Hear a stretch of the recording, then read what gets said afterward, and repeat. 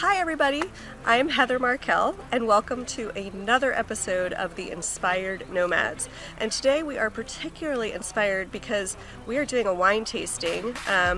Jennifer's a little ahead of me. I'm going to start with my white wine here.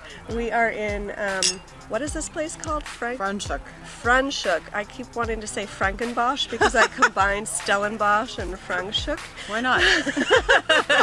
But we're in Franschoek, South Africa, combining an interview with wine. I mean, why would you not, right? So, and it's a beautiful day. We're coming out of winter here in South Africa, so. Completely. It's one of the more beautiful days that I've had so far here in Cape Town. And as you know, this series takes a look at what life is like when you leave stability behind to go travel the world. So today my guest is Jennifer Magee. And we met, actually this is a fun story, a former colleague of mine is your sorority sister, is that right? Yes, from college, yeah, a long time ago. And so thank you to Laura because we connected on Facebook and she's like, oh, I have a friend there, and connected us, and here we are. So the first place I like to start, then I'm going to drink a sip of wine, is what is the stability that you left behind? And tell us a little bit also, like, where are you from, a little bit about yourself. Sure. Well, I left stability, I would say, about 3 years ago now, to start traveling the world kind of full time. I consider myself location independent. I'm actually an architect, trained 3 degrees in architecture basically, and working in New York since 2000. So did the very typical sort of educational process and training and working at a firm and for many years, but I always kind of had an entrepreneurial spirit, I guess. Mm-hmm. And absolutely loved New York, but once the recession of 2008 hit, it kind of decimated our industry. And at that point I sort of had to regroup. A lot of the firms in New York closed that were in the design and architecture industry because clients left, projects left. It just sort of disappeared, so it went down the drain. And I actually started traveling at that point. I originally left New York, basically it was 2010 by the time the recession had kind of fully decimated us, and went to Africa. I actually ended up in Uganda, out of all places, in Kampala, and spent 2 months in Uganda and Tanzania, and reset my whole sort of worldview of life and being on a treadmill, the work treadmill, and just working really hard, which is what I'd been doing. I mean, I moved to New York in 2000. And was doing all the right things, and here this market crash comes and wipes me out anyway. So I reevaluated, I think, a lot of things. I did go back to New York after that, but set up my own company and set it up basically without overhead. So no office. And so my business partner and I have been doing that for about 10 years. And yeah, I realized about 3 years ago that I didn't really need to be in New York anymore. We have a virtual office. We've had a virtual office. Why not take the show on the road? So that is what I have done.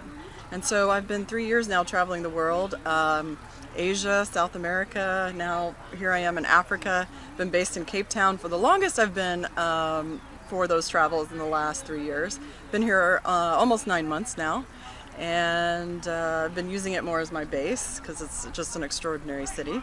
Yep. And yeah, that's kind of what I left behind, the stability I left behind, which was not that much stability I learned in the end, because you can't control sometimes what the markets do and how that ends up affecting you personally. So yeah, and I wanted to say that was a really good point. I think a lot of us out there believe that we have a sense of stability and we're going to hang on to a job until we get to retirement, which nowadays often is not the case. Or maybe you think you'll lose a job and then get another job, and even that job, that idea of stability is a funny thing. Yes. And I love that. I think as we travel, we sort of embrace, like, I don't know what's going to happen today. Like, we may drink more wine and get drunk. We may also just be, we may not get, that would be kind of disappointing. We may not. But so there's the stability angle to it. And when you so you kind of took, this is another thing, so some people I interview kind of go just leave the stability and just travel, which was your first experience, right? With no job, you just kind of go and you travel for a bit. And then others have a passion, a business. Some of them are trying to grow it. It's newer, but it sounds like you have an established business, which is another way you can do this life. I love what you were saying about taking your business, no overhead. Yeah. And then it becomes a nomadic choice where you can do what you do really well, but also, you know, whether it be traveling and moving around every few days or a few weeks, or being based somewhere else for several months, this is another way that you can have this lifestyle, which is great. So now that you have it, when you look back and you think about, you had this job, stability, working really hard, and now you've kind of switched gears, and you mentioned that when you first came to Africa, you had a lot of changes in your thought processes. Can you tell us what some of those were? Yeah, I was just, I mean, at that point, I think I was super disillusioned because, this thing that sort of is promised to you, it's not really, but it's sort of implied that you'll have this job, and then you'll get married, and then you're going to have kids and a family, and then you'll move forward and eventually, you know, rise up the ranks of the corporate firm and become partner. And I don't know, that all ended up just moving underneath my feet and just not kind of happening the way that I thought it would. And when things sort of bottomed out, for me, Africa was like so opposite of the New York sort of, you know, pace and grind and go, go, go. I mean, Africa's like, just live today. And the attitude is just very much like, they don't even think about tomorrow. They literally just only think about today. And sometimes that's very frustrating. I remember getting to Africa and just, things were so slow. And, you know, if you didn't, you know, nobody knew like how to help you plan a trip. They were just like, you know, oh, we'll just go and take care of that tomorrow. And you're like, oh, but I want to know, you know? Yeah. So anyway, it literally shifts your thinking. You just like, you can't, I don't know, you just have to change your entire way of sort of making decisions. And I think that time in Africa just made me go, well, the rest of the world functions fine. Why am I so neurotic? Why have I got so caught up in the, you know, the rat race that I can't stop to sort of enjoy it? And I just noticed people, I started looking at people around me, I was like, everyone's just very chill. Everyone's very relaxed. I was like, why can't I do this? Why am I on this other path? And I don't know, for me, it was the location of being in Africa and just the way that people in Africa, at least my experience of how they handle things, that just was eye-opening. And I really absorbed that and changed my attitude towards what I was doing because of it. No, that's great. I think that's a really good point.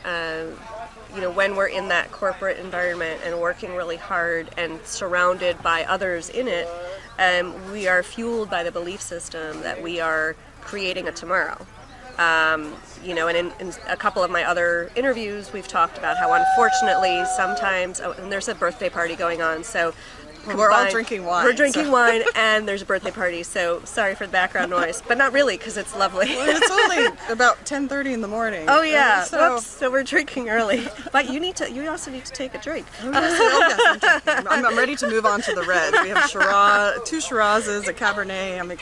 I think I'm on the Chardonnay now, which is really good. Where are we? By the way, we're at Rochendal. Oh my God. Rochendal, which is an excellent vineyard so far. So if you come here, but anyway, back to, you know, when you're in that corporate environment and you think, so I have to save up for tomorrow. There's so many, unfortunately, some people don't make it then, you know, so you've then spent your whole life just working, and I love what you're saying about, you know, living for today, which is a hard thing, I think, because especially when you've been programmed to live for tomorrow, and worry about if your job, even if your job isn't stable, creating this stability. I feel like, now that we're talking, that in fact, it's like our whole programming is create stability. Yes. Right? Whether that's the work, whether that's the money for the retirement fund, the 401k, and the belief that not only are we going to have that when we get to that place, that it's going to be enough to sustain us, and that we're actually going to have a life that's going to be sustained. So there's these other belief systems that I'm like, well, I'm not sure that they're all correct. We don't really know what's going to happen. And so, but then I guess when you live for today, of course, I think maybe in some ways there needs to be a blend is what I'm coming up with, because I love living for today, but at the same token, of course, I don't want to be like bankrupt and You've got bills coming in right, tomorrow. yeah. So couldn't afford to do the wine tasting. Exactly. Although this wine tasting costs what, $5? Oh yeah. So. Oh, that's right. Wow. Because all of this is in rand. So when you travel, this is another funny thing about. So South Africa in some ways is actually much cheaper than America. There are many things, or other things that are more expensive. But when you travel to places that are like South America and Asia, that are dramatically less expensive, your money goes a lot further, which is great. But also switching currencies as you change, that's for any age, no matter how good your mind is. That's takes some careful practice. But so this idea of living for today, I think, is kind of, it's something actually that when you're living for tomorrow, we don't get to do. It was funny, I was just writing the other day that in a blog post that I think one of the casualties of planning for tomorrow is actually not being present to the life that you're living at all. It's like you just kind of keep waking up and realizing like, oh my God, this happened 2 years ago. Oh my God, I haven't seen my friend for 6 months. Yes. And I didn't like waking up that way, and now it's really nice to sort of wake up and be like, oh, I'm just here. Here, present. Yes, practicing just being present is hard. Yeah. You think, surely we're here.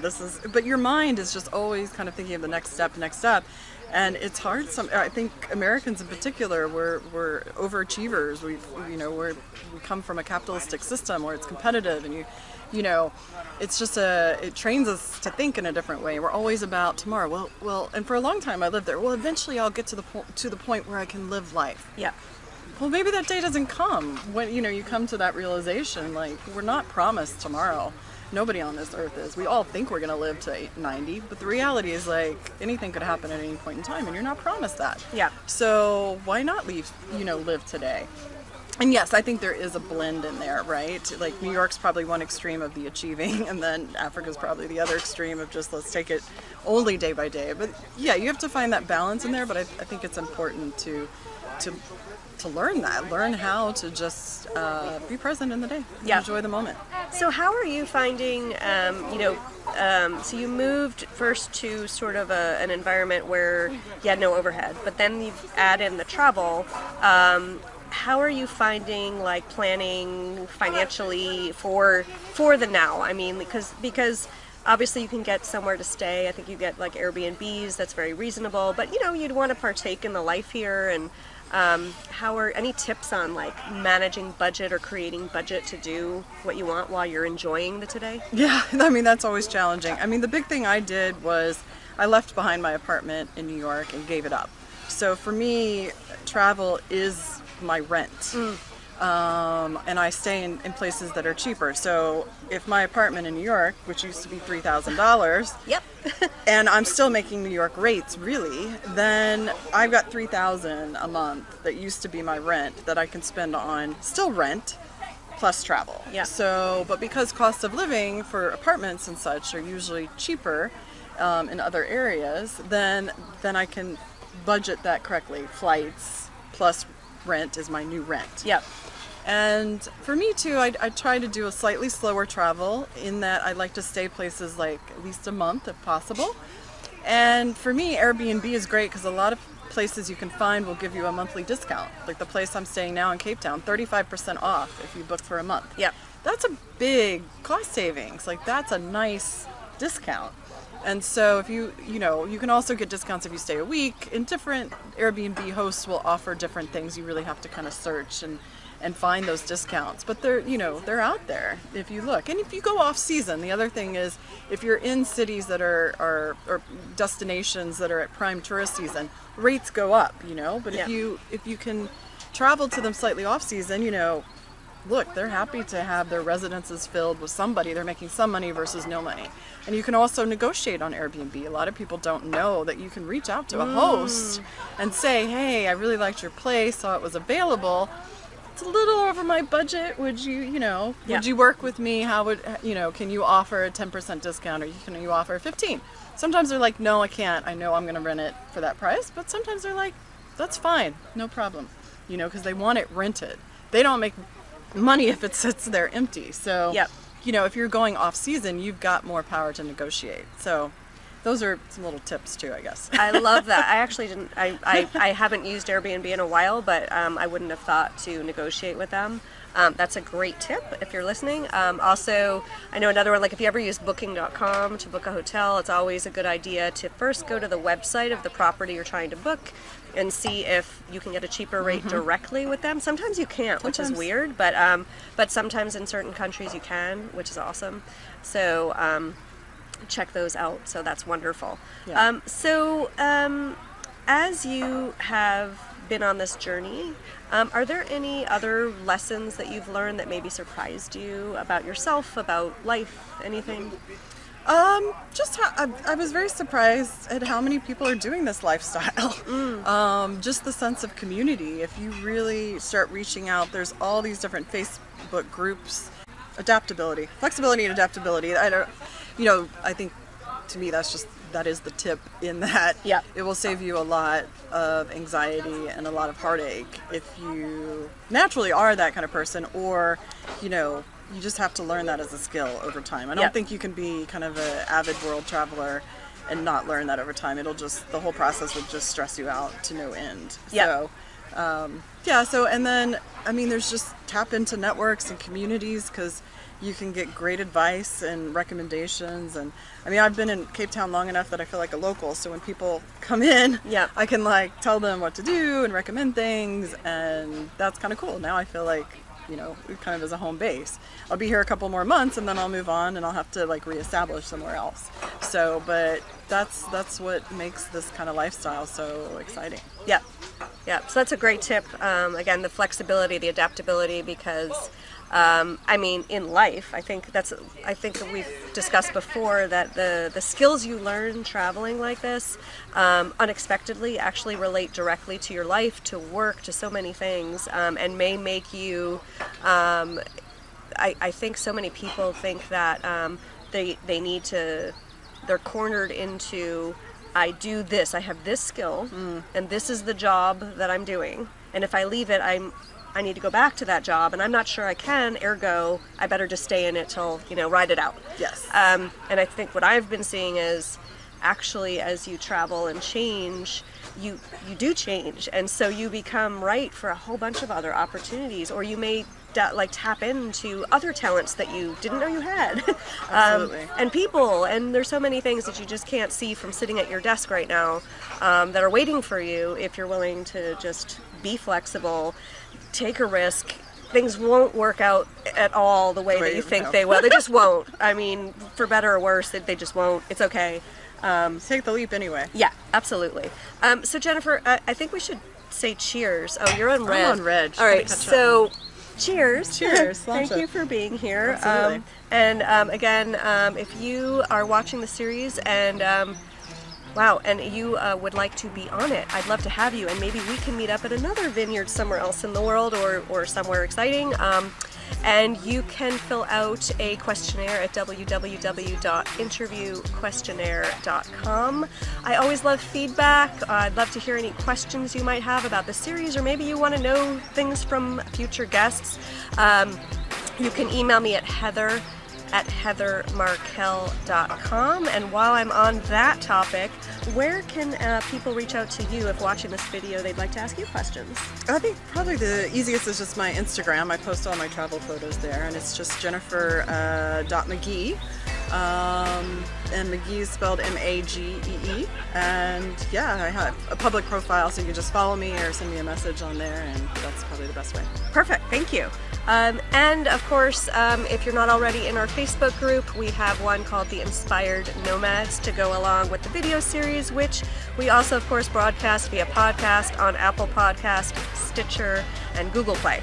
So until next time, thank you so much for watching. This has been another episode of The Inspired Nomads. Take care. See you on the next episode. Cheers. Cheers.